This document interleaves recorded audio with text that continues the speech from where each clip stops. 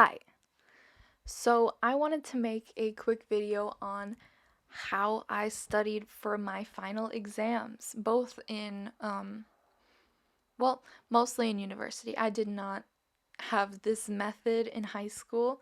I just reviewed my notes in high school. And if I had known this in high school, I probably would have had better scores on my exams. But, how I studied for my finals in university was I like found this method just myself. Like, this is how I was able to do it.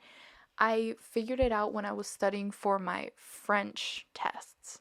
And each French unit, I realized that it would be easier for me to do this process. So, first, I'm going to say that I was in high school a 3.75 GPA student on the 4.0 scale, and then a 3.9 GPA student in university. I was 4.0 for most of it, but I got 1B, and it still haunts me to this day, but I did pretty well. I have an English degree, and I studied mostly English literature. So here I'm going to talk about how I studied. I mean, I took other classes too. Like, I didn't just take English classes. Obviously, English finals are just essays, and I will be making a video about how to write the perfect essay. But I'm gonna just start right now. I have notes. That's why I'm looking over here. Studying for the final exam begins when the course begins. And sorry that this is not a video about cramming, because I want to actually say the method that is the best for you to pass your exams. So when your course begins, that is already when you have to start studying, like preparing for your final exam. And in university, I recommend that you look at your syllabus so that you can figure out what it's going to be about and when it's going to be given. And also, the course material and the readings are literally all there, so you can go ahead or use that outline for your studying in the future. It's just an extremely useful tool that I feel like a lot of people just look over. They're just like, "Oh, it's the syllabus." But it's important. It's very useful. So, the way I did this, you write good notes. Obviously, I think this is a given for most people who are very active learning in school, but some people just don't write notes, which is, it's fine if that works for you. But my method includes writing notes, but very good notes. So, detailed, writing the most important points, especially dates and vocabulary, and just important, like people, like if you're studying for history, important people, dates, places, those kinds of things. It all depends on what you're studying, of course, but just the most important points from the chapter that you're reading, the reading, everything that's taught needs good notes. And those notes, from that, you need a summary at the end for each chapter, reading, or whatever, like a lecture. Write a summary at the bottom, and also highlight or put in a separate area. If you've seen, what is it, Cornell Notes, there's like little sections on the side, and the bottom is for the summary, and the side is for like vocabulary, dates, and important things. Cornell Notes are the best for this sort of method. But if you don't like doing that, just highlight the important the places, dates, names, everything. The summary is pretty much the most important part. And so once you have those notes for the chapters and the readings, you will make I suggest that you make. You don't have to do any of this, but these are my tips.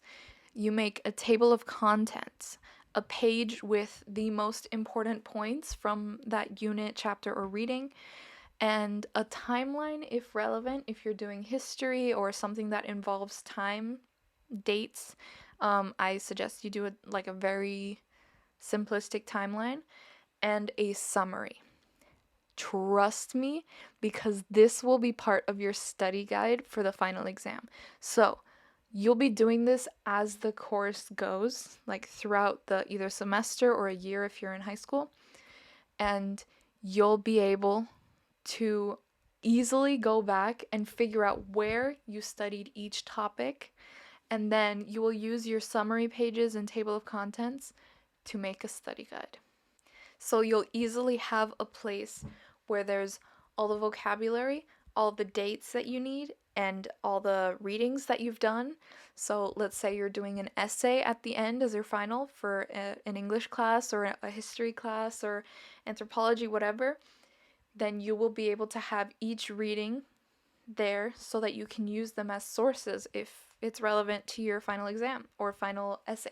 I also suggest that you don't let things go unstudied. So if you, let's say you miss a day, or you just don't understand something, or you don't do well on like a certain quiz in the middle of the year, which is fine because people have their moments, don't let that stay unknown. Because if it's part of the final exam, that may be a sort of question or essay that you will miss, you know? So if you have a nice professor or teacher, you can ask them about it, or you can research more on the internet, or you can read more about it. It all depends on what kind of exam you're doing. If you're doing a math exam, I definitely suggest that you talk to your teacher or like a student in the class that you know understands the topic.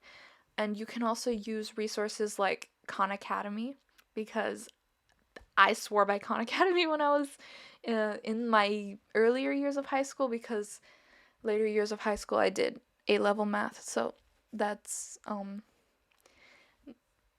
Academy wasn't the one to go to, but it was useful when I was doing like algebra and algebra 2 and then geometry. It's perfect for that. I also suggest that you use things like Quizlet and past papers. So, Quizlet is a godsend for if you're taking a class that is pretty well known. There will probably be a Quizlet on your chapter or unit, and Quizlets are amazing for both studying and practice. Like you can do practice exams. It's like little quizzes so that you can know the material.